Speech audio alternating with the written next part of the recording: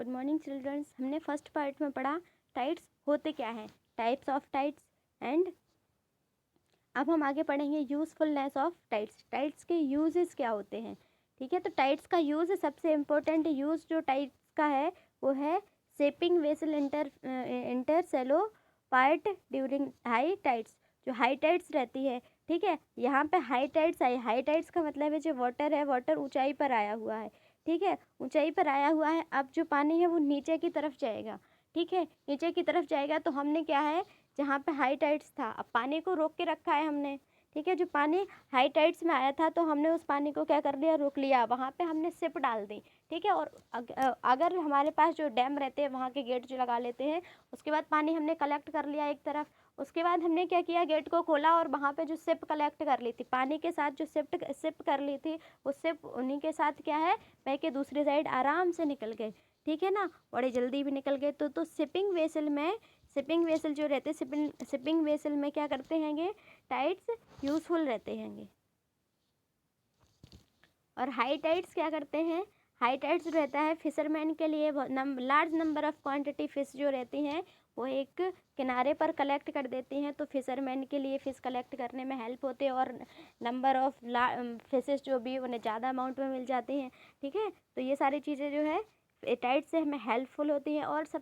और टाइड्स का एक और काम है, जो सिल्ट आती हैगी, ठीक है, जो सिल्ट आती है ओशियन करंट के टाइम पे जो सिल्ट आती है, उस सिल्ट को टाइड्स क्या करती हैंगी, उसको अपने साथ, जैसे ही ओशियन करंट के साथ सिल्ट आई और वहाँ पर रुक गई, तो टाइड्स क्या काम करेंगे, जब टाइड्स आएंगी तो वो सिल्ट है वो अपने साथ वापस से ले जाएंगे। ठीक है, जो सिल्ट का जो डिपोजिशन था वो क्लियर कर देंगे और मैक्सिमम अमाउंट में सिल्ट को वापस वहीं पे ले जाएंगे। समझ में आया। उसके बाद है टाइड्स से हम क्या है, टाइड से इलेक्ट्रिसिटी भी हम क्या कर सकते हैं, जनरेट कर सकते हैं। टाइड से कौन सी इलेक्ट्रिसिटी, टाइडल एनर्जी को हम क्या कर सकते हैं, जनरेट कर सकते हैं। हमारे पास एक प्लांट होता है, टाइड प्लांट हम लगा लेते हैं और उस टाइड की हेल्प से हम टाइडल इलेक्ट्रिसिटी को जनरेट कर सकते हैं।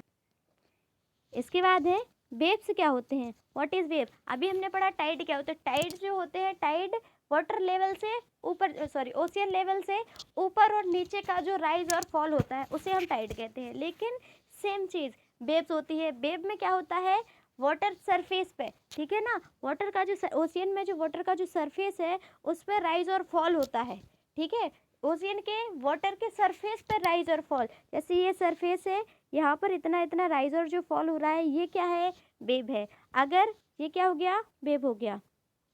अगर इसी की वजह ये ओशियन है और ऐसा कोई ऊपर से चला जाए, ठीक है, और ऐसा कोई नीचे से चला जाए, तो ये क्या चीज़ हो गई, ये टाइड हो गई। ठीक है, तो ये डिफरेंस होता है टाइड और वेव में। टाइड जो होती है वाटर लेवल से कुछ ज़्यादा ऊपर और कुछ ज़्यादा नीचे, ठीक है, लेकिन वेव जो होती है सरफेस पर राइज और फॉल जो होता है वाटर में, उसको कहते हैंगे वेव्स। समझ में आ गया। This movement is known as wave. They are produce where wind blow over the surface of the earth. ये कब प्रोड्यूस होते हैं, जब इनके ऊपर से जो हवा है, जो विंड है, जो फ्लो कर रही होती है, तब क्या होता है, वेव का फॉर्मेशन होता है। ठीक है, and water push the water up and down by friction.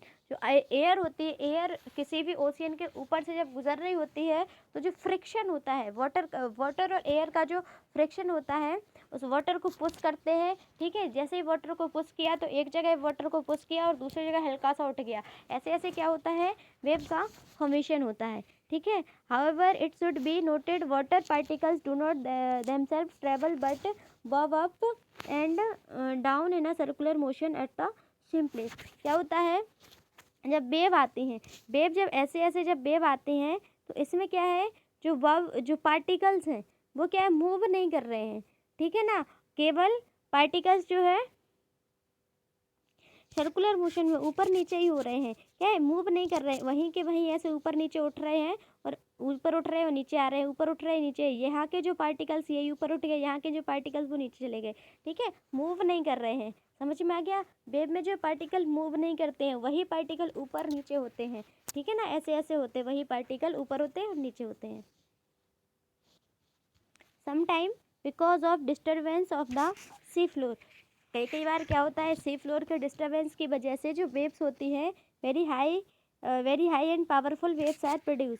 तो सी फ्लोर का जो डिस्टर्बेंस की वजह से कुछ ज़्यादा ही पावरफुल वेव्स प्रोड्यूस हो जाते हैं ओशियन की सरफेस पे। This can be the result of volcanic eruption. जो वेव्स होती हैं जो वॉल्केनिक इरप्शन के लिए रिस्पॉन्सिबल होती हैं। वॉल्केनिक इरप्शन भी होता के लिए रिस्पॉन्सिबल है, अर्थक्वेक के लिए भी रिस्पॉन्सिबल है। और जो वाटर में जो अर्थक्वेक और ओशियन के अंदर जो वॉल्केनिक अर्थक्वेक और हम वॉल्केनिक इरप्शन और अर्थक्वेक जो आता है, इसी को हम लोग क्या कहते हैं, सुनामी कहते हैं। समझ में आ गया? सुनामी में क्या होता है, बहुत सारा अमाउंट ऑफ वाटर एक जगह पे क्या हो, अचानक से वेव ऊपर आ गई और वही बहुत सारा पानी क्या है किसी सेम प्लेस पर गिर गया, तो वो क्या होगी, सुनामी हो जाएगी। समझ में आया? इसके बाद हम लोग पढ़ेंगे ओशियन करंट के बारे में। अभी तक तो हमने पढ़ा वेव और टाइड्स। वेव और टाइड्स में आपको क्लियरली डिफरेंस समझ में आया? अगर नहीं आया तो वीडियो को एक बार और रिवाइज कर लीजिए, ठीक है ना। उसके बाद है ocean current. Ocean current are large bodies of moving water. Ocean current जो होता है, ocean current are large bodies of moving water which flow on the surface in a fixed path. जो वाटर, जो ओशियन का जो water है एक fix path में क्या है, मूव करता रहता है। इसी को हम लोग क्या कहते हैं, ओशियन करंट कहते हैं, ठीक है ना। ओशियन का जो वाटर है एक फिक्स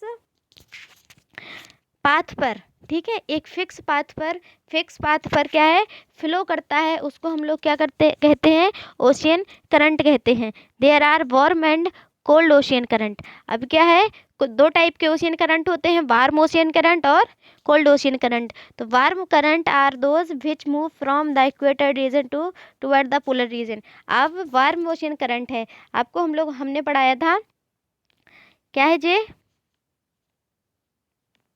ग्लोब है। ग्लोब में ये क्या है, इक्वेटर है। सबसे ज़्यादा जो सनरेज होती हैं डायरेक्टली इस इक्वेटर पर पड़ती हैं, ये इक्वेटर पर, ठीक है ना, इक्वेटर पर पड़ती हैं। तो यहाँ पर जो ओशियन होगा, ठीक है, इक्वेटर पर सबसे ज़्यादा टेम्परेचर होगा, ये है पोल वाला रीजन। पोल पर क्या है, सबसे कम टेम्परेचर होता है। यहाँ सबसे ज़्यादा टेम्परेचर है, यहाँ सबसे कम टेम्परेचर है। तो यहाँ पर रहने वाला जो पानी है वो क्या काम करेगा, हाई टेम्परेचर उसका रहेगा, गर्म रहेगा। समझ में आया? और इधर जो पानी है, पोल पर जो पानी है इसका टेम्परेचर कम रहेगा, ये क्या रहेगा, ठंडा रहेगा। अभी क्या है, जो भी करंट इक्वेटर से पोल की तरफ मूव करते हैं, ठीक है ना, जो भी करंट क्या करते हैं, इक्वेटर से पोल की तरफ मूव करते हैं, तो वो क्या कहलाते हैं, वार्म करंट कहलाते हैं। समझ में आया? और जो भी करंट पोल से इक्वेटर की तरफ मूव करते हैं, तो वो क्या कहलाएंगे, कोल्ड करंट कहलाएंगे, ठीक है ना। ठीक है, तो कोल्ड करंट वो है जो पोल से इक्वेटर की तरफ आए, और वार्म करंट जो है जो इक्वेटर से पोल की तरफ जाए, ठीक है।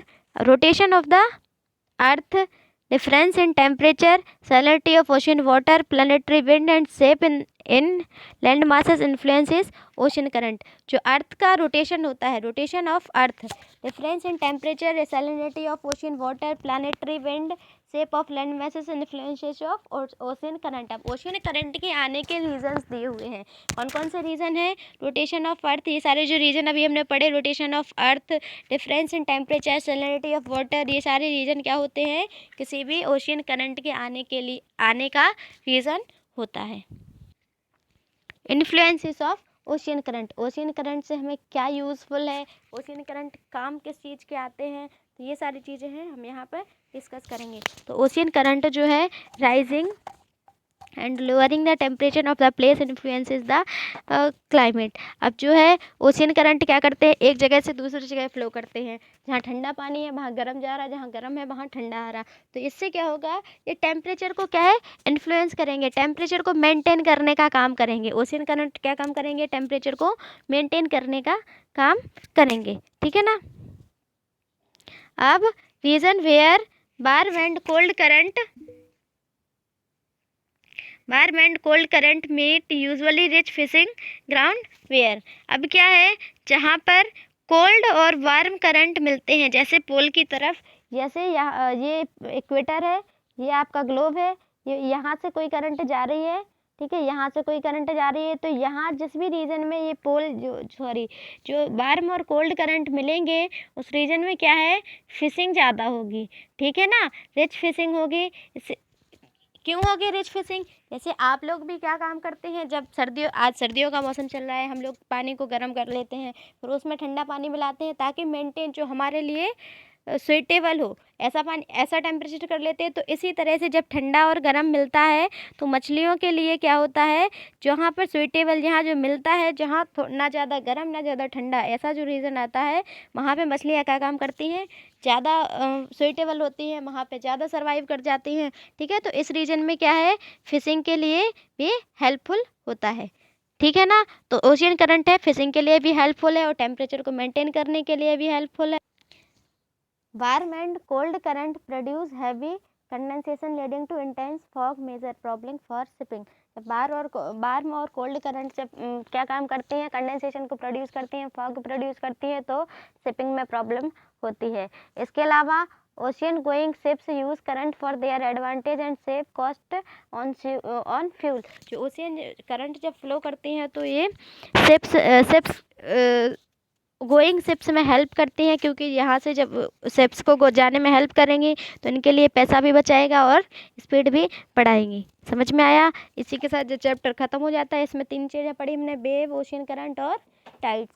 ये आपको अच्छे से समझना है तो आप इस चैप्टर को एक बार और रिवाइज कीजिए, बुक से रीड कीजिए और वीडियो को दोबारा देखिए। Thank you.